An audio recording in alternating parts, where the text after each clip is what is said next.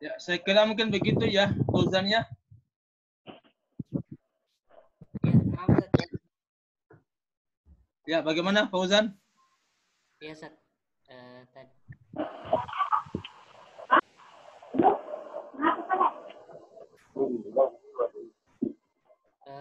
Mungkin ada juga yang saya mau karena materi belum ada, Ya, pematerinya silakan. belum ada. Ya, silakan. Saya melihat dari 8 model periwayatan hadis ini, saya kan masih agak bingung Ustaz.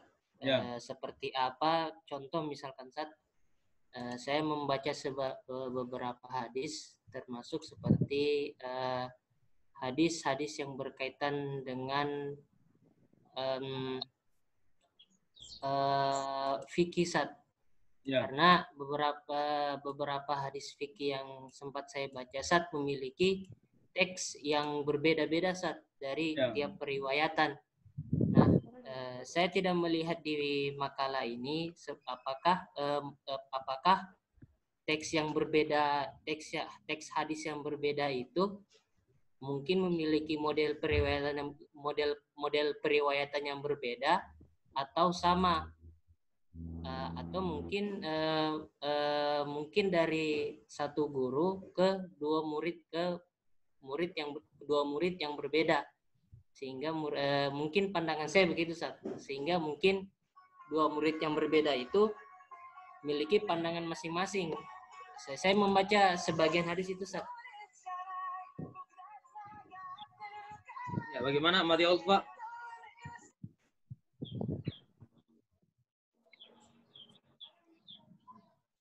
Tapi bagaimana tadi intinya pertanyaan tak, Fauzan?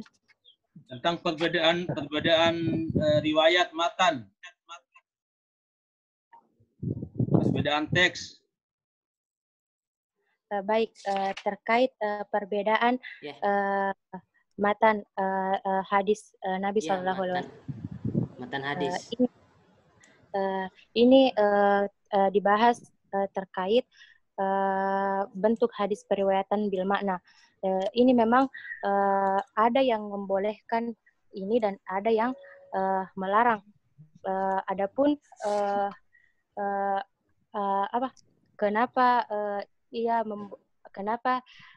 membolehkan adanya riwayat bil makna ini, karena yang penting itu tidak menyangkut masalah tabudiyah, maka itu dibolehkan dan tidak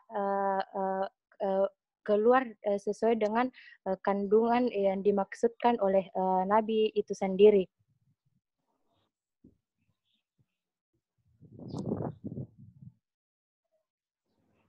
Ya, silakan Fauzan. Jadi hadis tersebut memiliki bentuk periwayatan di riwayatul bil makna, gitu.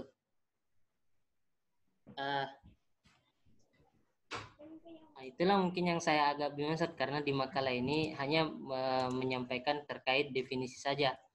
Nah, saya juga bahkan bukan cuma hadis yang berkaitan dengan fikih atau amalia syariah, tapi juga seperti contoh hadis-hadis dakwah hadis-hadis dakwah yang mungkin hadis yang saya baca masih kurang tapi sebagian hadis dakwah yang saya baca itu lebih mengarah kepada hadasana. Nah, mengapa bisa diawali dengan hadasana gitu kalau berkaitan dengan hadis dakwah? Nah, apakah modelnya itu ada karakteristik tertentunya, atau memang kalau hadis dakwah yang saya baca itu hanya untuk terfokus di hadasana? Begitu mungkin pandangan saya karena di sini tidak cuma hanya modelnya itu berkaitan definisi saja. Saya tidak melihat karakteristik hadis-hadisnya itu seperti apa. Nah, sehingga mungkin begitu tanggapan saya, Ustaz. Ya, kalau hadasana, akhbarani itu menggambarkan tentang teknik periwayatan dan tidak ada hubungannya dengan tema hadis. Apa dia fikih, apa dia dakwah gitu ya. Jadi penggunaan lambang itu tidak melihat tema hadis.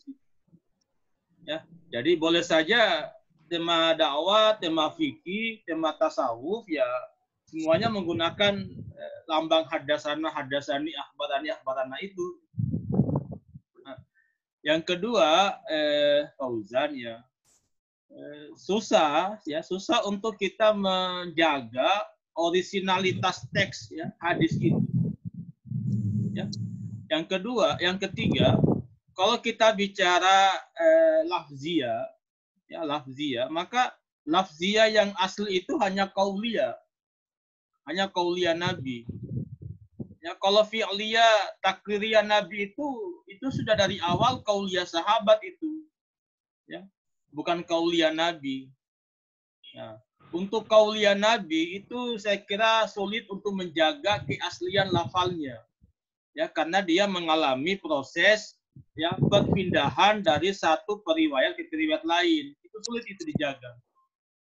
Ya, makanya meskipun ada sebagian orang yang tidak setuju dengan periwayatan bil makna, tapi faktanya kita hari ini semua hadis-hadis yang kita baca itu semuanya bil makna itu. Semuanya bil makna. Susah untuk kita mencari hadis yang lafzi hari ini. Ya, misalnya contoh yang paling umum ya, hadis yang kita sering hafal itu innamal a'malu binniyat. Ya, kata al-a'mal itu juga banyak redaksinya itu. Ada yang bentuk jamak, ada bentuk mufrad, ya. Demikian pula binniyat, ada binniyat jamak, ada binniyati mufrad. Itu semuanya maknawi semua itu. Maknawi. Jadi Nabi pada awalnya dia menyampaikan hadis innamal a'malu binniyat. Ya, kita cuma tidak tahu yang mana yang asli di situ. Apa binniyatnya itu niat jama atau binniyati lafal mufrad di situ. Itu kita tidak tahu. Ya. Jadi sekali lagi saya ingin tekankan bahwa kebanyakan hadis yang kita baca hari ini itu semuanya bil makna, produk maknawi. Ya, produk maknawi. Makanya dari maknawi inilah kita bisa menentukan adanya ilat, adanya sas, ya, sebuah hadis ya, dari maknawi ini. Ya, karena kalau dia lafzi totalitas dari awal sampai akhir ya tidak ada sas, tidak ada ilat ya dalam sebuah hadis itu. Ya. Saya kira itu tanggapan saya ya, tambahan jawaban saya ke Fauzan. Yang lain teman-teman silakan.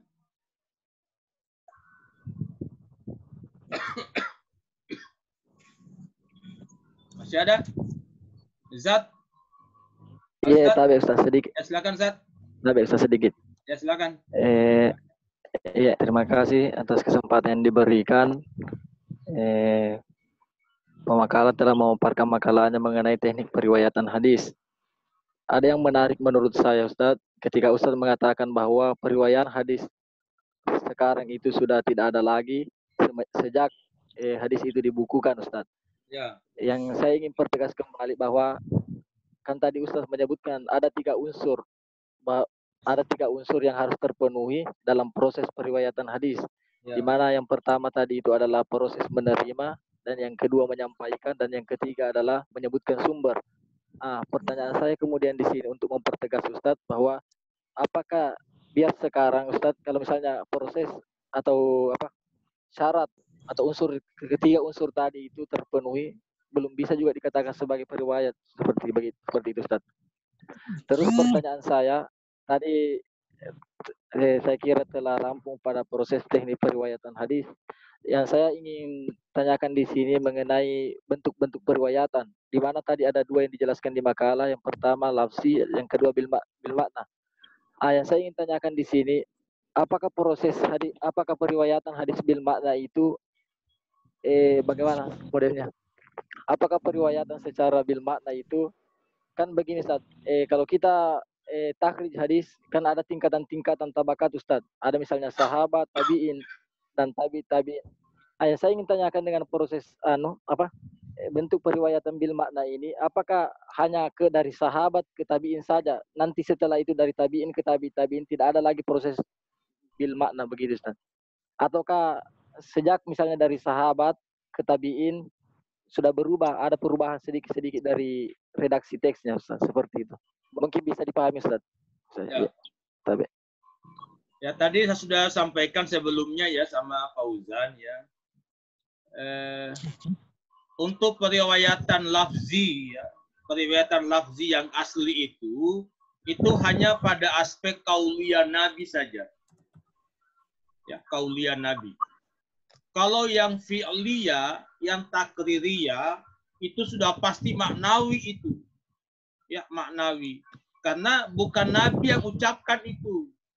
Ya, sahabat yang menyampaikan.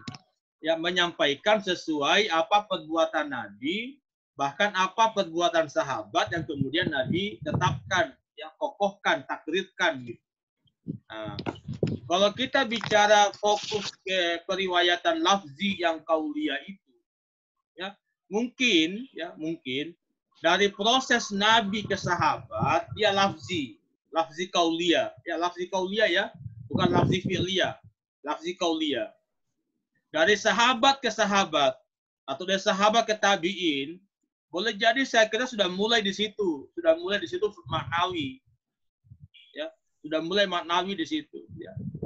Apalagi kalau sudah sampai pada tabaka tabi'in ke tabi'in ke tabi'in, tabi'in ke atba tabi'in sampai ke Bukhari, ke Muslim, saya kira sulit itu.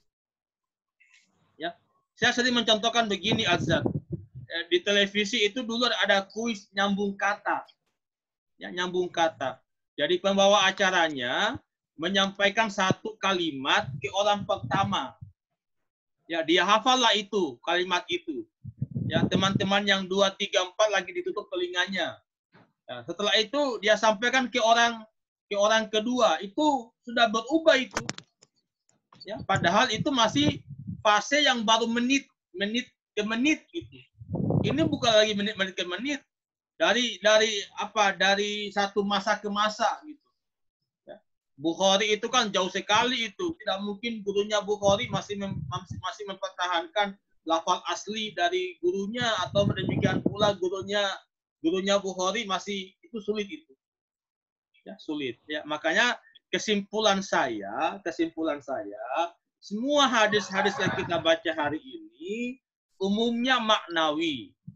Karena umumnya maknawi, maka terjadilah yang namanya ada ziyadah, ada idraj, ada maklub. Nah, itu semua karena akibat maknawi. Ya, jadi adanya ziyadah tambahan, adanya idraj sisipan, adanya maklub yang bolak-balik, itu semua adalah implikasi dari maknawi. Ya, saya kira mungkin itu ya tambahan saya ya. Arzat.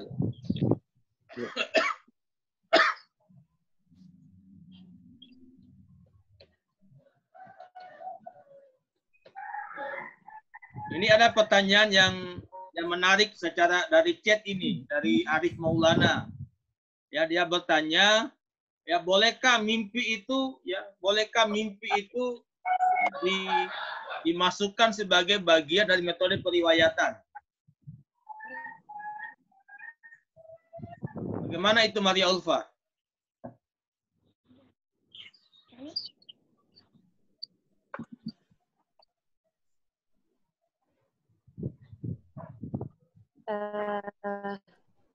Kalau dari makalah saya di sini tidak ada masuk dalam mimpi itu tidak ada masuk pada teknik-teknik periwayatan hadis. Ya. Saya menanggapi dulu, Ustaz. Ya, silakan Fauzan, silakan. Karena tadi saya berkaitan dengan mimpi, saya juga tadi ada pertanyaan yang mungkin agak sama dengan pertanyaan dari Alif tentang hadis qudsi. Ya, oke, ya, betul. Karena salah satu definisi hadis qudsi itu ada kaitannya dengan mimpi. Nah, jika memang pemateri tidak memasukkan atau tidak ini bahwa mimpi itu tidak termasuk dalam periwayatan, bahkan bagaimana dengan hadis qudsi ini gitu. Nah, itu juga tadi pertanyaan saya, Ustaz. Bagaimana juga dari teknik periwayatan hadis qudsi ini. Kan ini termasuk hadis juga, tetapi bagaimana periwayatannya sehingga sampai kepada periwayat, bahkan ditulis, bahkan dibukukan. Nah, seperti bagaimana teknik periwayatan itu? Karena ini hadis ini teksnya itu kalamullah begitu Ustaz. Kalamullah yang memang tidak yang mungkin kalau menurut saya Ustaz tidak bisa kita munafikan, harus ada salah sedikit pun, entah itu mungkin dari huruf barisnya gitu Ustaz. Karena kalau sudah berkaitan dengan kalamullah ya salah sedikit saja bahkan mungkin terjadi keraguan yang fatal begitu Ustaz. Itu bagi saya tentang hadis qudsi ini. Tadi juga menyambung dari pertanyaan Alif dan juga pertanyaan saya juga tadi terkait bagaimana teknik periwayatan dari hadis qudsi ini. Begitu Ustaz. Oke.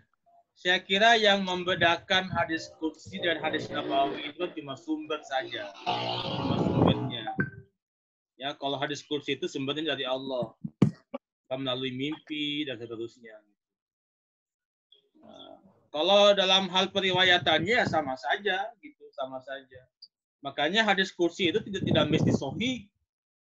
Ya, tidak mutlak sahih hadis qudsi itu, tergantung siapa riwayatnya. Apalagi kita kan dalam mengkritik hadis itu sangat menekankan pada sanad orientasi sanad gitu. Sanad yang paling utama, pembawa beritanya. Jadi meskipun dia kategori hadis qudsi, tapi kalau pembawa beritanya tidak dipercaya, ya gugurlah hadis itu. Ya, gugurlah hadis itu. Nah, kaitan dengan mimpi, jika itu ru'yatun Nabi, jika itu mimpi Nabi, kemudian dia bahasakan dalam hadis qudsi, itu tidak ada masalah. Tidak ada masalah itu. Ya. Dan saya kira banyak nabi-nabi sebelum Muhammad juga mimpi dari wahyu. Yang jadi problem adalah jika mimpinya itu mimpi yang dilakukan oleh manusia biasa. Manusia biasa yang mencapai tingkat mukasyafah, berjumpa dengan Nabi. Ya, kemudian Nabi menyampaikan sesuatu. Bolehkah penyampaian Nabi ke orang yang mukasyafah ini dikategorikan sebagai hadis atau bukan? Itu mungkin problemnya. Ya, kalau saya bukan hadis. Kalau saya bukan hadis, tapi hanya bersifat pengetahuan dari Nabi. Informasi kenabian tapi tidak mesti hadis. Karena kalau kita mempertahankan definisi hadis itu kan mesti punya sanad, punya matan. Itu problemnya. Sedangkan ini tidak punya sanad, ini langsung ke Nabi penerimaannya. Ya, maka mungkin kita sebut saya sebagai pengetahuan yang langsung diterima dari Nabi. Tapi jangan dikatakan hadis. Nanti tidak diakui oleh ulama hadis nanti pada akhirnya. Atau bagaimana Radial? Saya mau dengar sama Radial ini. Karena paling tidak ya dia liqo lah. Dia liqo dengan Allahu yarham Mustafa Ali Yaqub. Mudah-mudahan ada informasi-informasi baru. Silakan Radial. Maaf Ustaz, saya baru ikut gabung jadi nggak nyimak dari awal. Yang tadi itu ada pertanyaan tentang bagaimana sistem periwayatan hadis qudsi. Dan dari Alif, apakah mimpi itu bisa masuk dalam teknik periwayatan hadis? Itu pertanyaan pokoknya. Ya, terima kasih Ustaz. Ya, silakan Dial. Yang saya pahami itu tidak masuk dalam kategori hadis. Karena kalau kita berbicara hadis, khususnya ulumul hadis, yang insya Allah minggu depan saya akan bahas, itu ada dua yang pokok, yaitu tentang ilmu hadis riwayah sama ilmu hadis diroyah.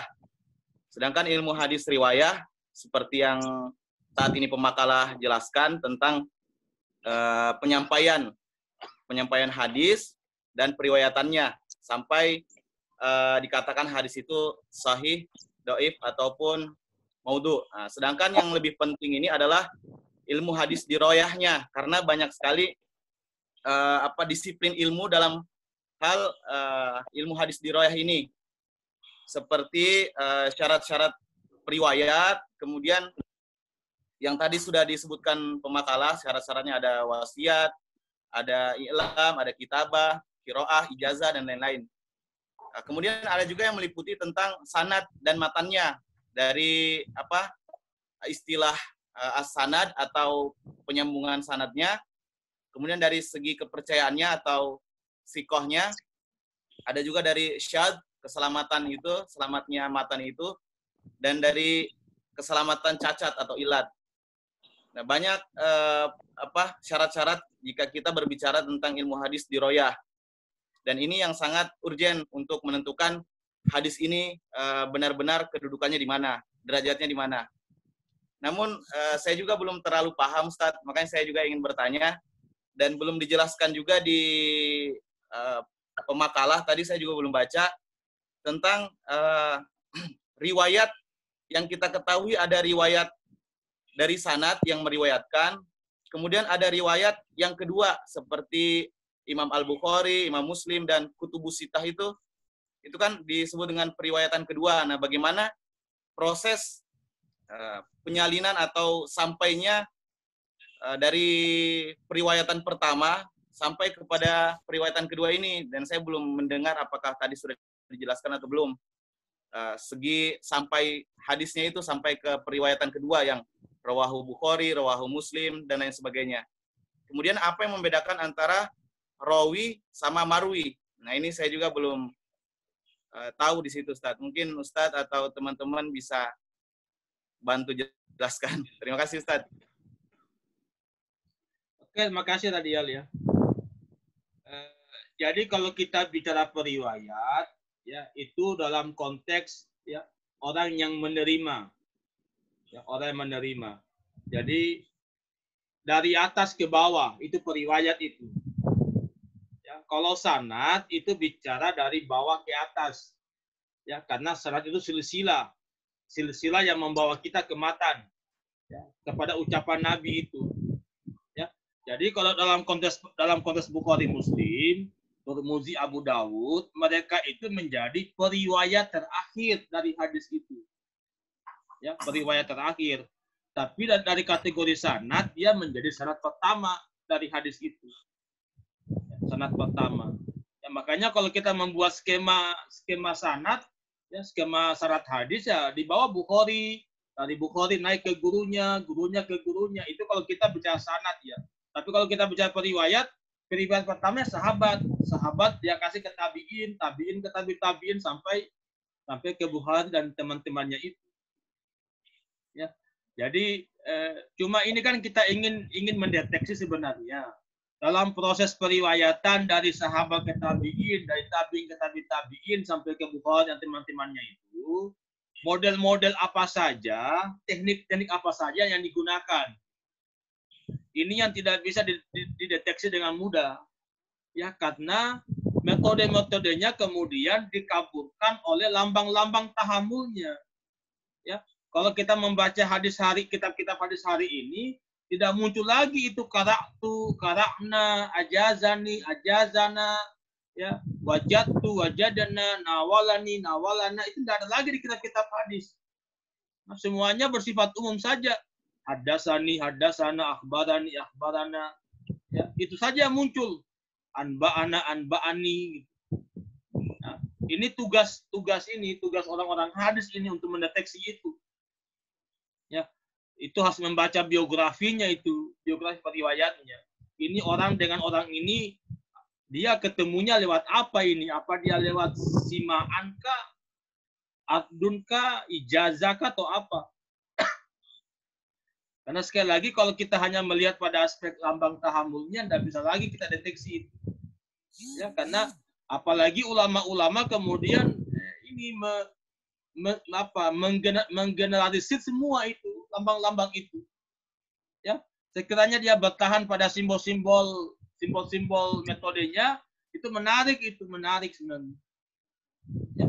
Cuma sekali lagi sayangnya kita punya ulama-ulama hadis kemudian membuat pengumuman ya bersifat umum saja ya, hadasani hadasana akhbarani akhbarana ya, sehingga tadi Fauzan ya, kenapa kemudian kita baca hadis itu umumnya hadasani hadasana akhbarani akhbarana anba'ani anba'ana gitu. Kenapa enggak ada simbol lain gitu, misalnya simbol qara'tu qara'na ya, ajazani ajazana atau wajatu wajadana, kenapa enggak muncul itu?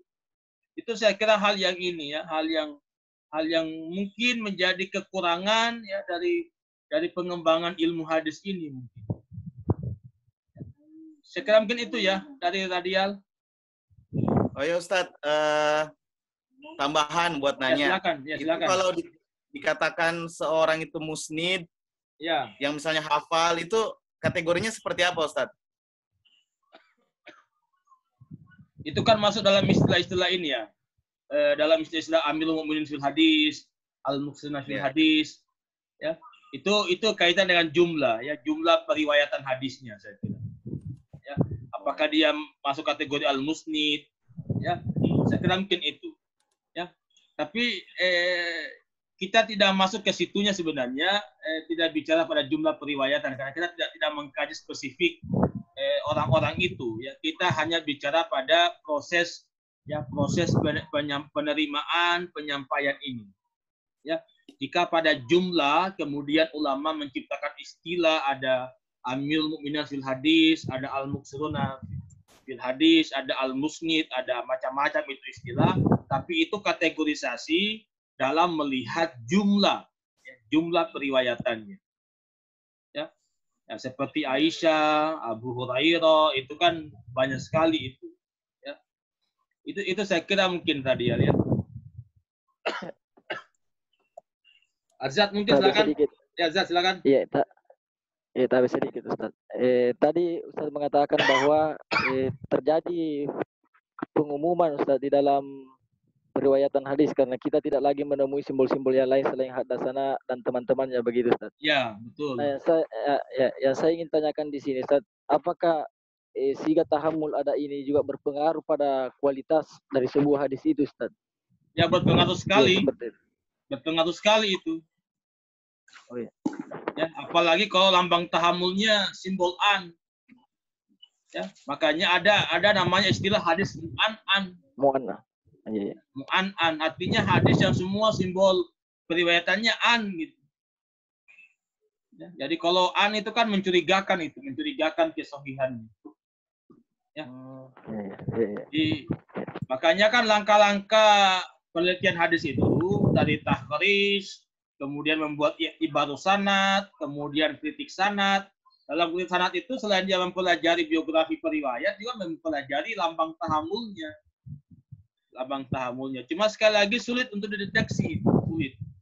Ya, seandainya mudah, seandainya ada kitab yang bisa membantu kita untuk mendeteksi bahwa dari si A ke B itu lewat metode wijada misalnya, itu akan mengurangi kualitas hadisnya mestinya. Ya, kualitas hadisnya. Artinya sedikit lagi Ustaz. Ya, silakan. Jadi tadi untuk mendeteksi ini Ustaz, bahwa misalnya dari proses periwayatan dari seorang murid dari seorang guru ke murid misalnya, apakah dia bertemu atau tidak, itu kita bisa lihat dari umur dan kewafatan saja, seperti itu Ustaz. Seperti yang di dalam kitab Tahzibut Tahzib seperti itu Ustaz. Atau ada cara-cara lain? Ya, dalam teorinya dalam teorinya Bukhari Muslim itu kan ada Bukhari mensyaratkan liqa, ya, ada perjumpaan. Ya, kalau perjumpaan berarti dia mesti simaan, mesti qara'an, mesti ijazah, itu enggak boleh wajatu. Kalau dia liqa'an. Ya, tapi kalau Muslim kan mu'asarah, yang penting sezaman. Ya, tidak perlu liqa. Ya. Nah, jadi betul yang Alza sampaikan bahwa ya untuk menemukan bahwa dia liqa, dia muasarah itu ya melihat biografi hidupnya. Ya, kapan dia lahir, kapan dia wafat, apa dia memungkinkan bertemu sama gurunya atau tidak gitu. Itu saja yang kita bisa cek gitu. Iya. Tapi Karena sekiranya dalam kodifikasi hadis ini, ya, atau dalam penyampaian hadis itu, ulama-ulama kita ini, para tabiin dan sampai Bukhari itu mempertahankanlah metode asli penerimaan hadisnya. Apa dia liqa, apa dia wijada, apakah dia ijazah, itu menarik, itu akan menarik dalam kajian hadis. Cuma sekali lagi kemudian para ulama membuat simbol yang sifatnya umum, yang membuat generalisasi itu, ya, dengan bahwa semua metode ini, semua dari simaan sampai wijada itu sudah bisa include, ya, pada aspek hadasani, hadasana, akhbarani, akhbarana, anbana itu. Ya, yang paling membedakan cuma sami itu saja, sami itu qala itu aja yang membedakan saja. Itu pun juga hanya pada tingkat kenabian gitu. Ya, dari sahabat ke Nabi sami itu gitu.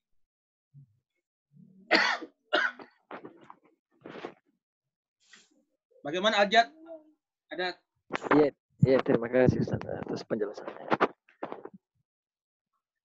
Yang lain masih ada, silakan teman-teman. Abdul Latif, Ansar, Melinda, dari Purwati.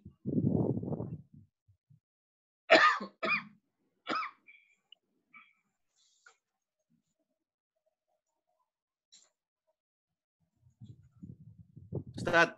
Ya, silakan Dial. Nah, saya ada pertanyaan lagi, Ustaz, mungkin agak sedikit melenceng, tapi tetap dari segi penyampaian Rasulullah.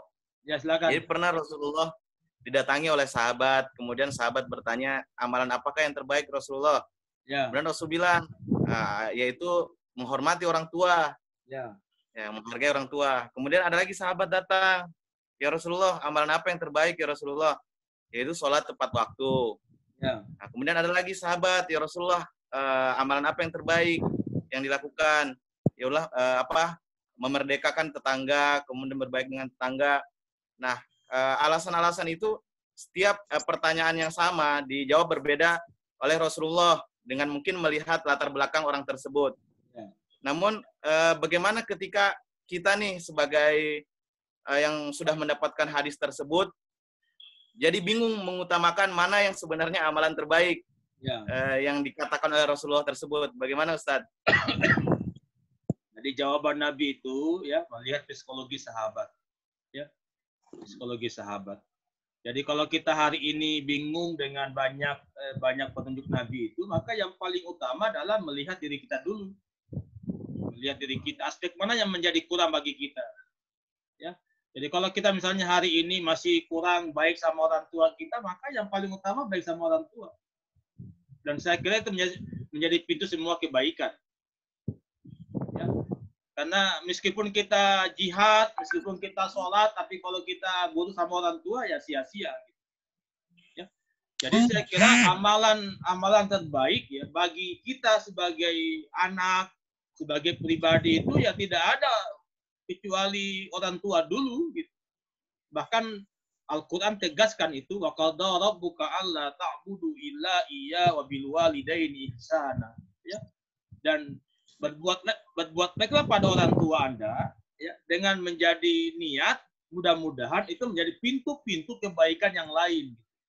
Ya, maksud saya dengan berbuat baik pada orang tua, mudah-mudahan Allah semakin mengokohkan hidayahnya untuk rajin sholat, rajin jihad, rajin sedekah dan seterusnya. Gitu.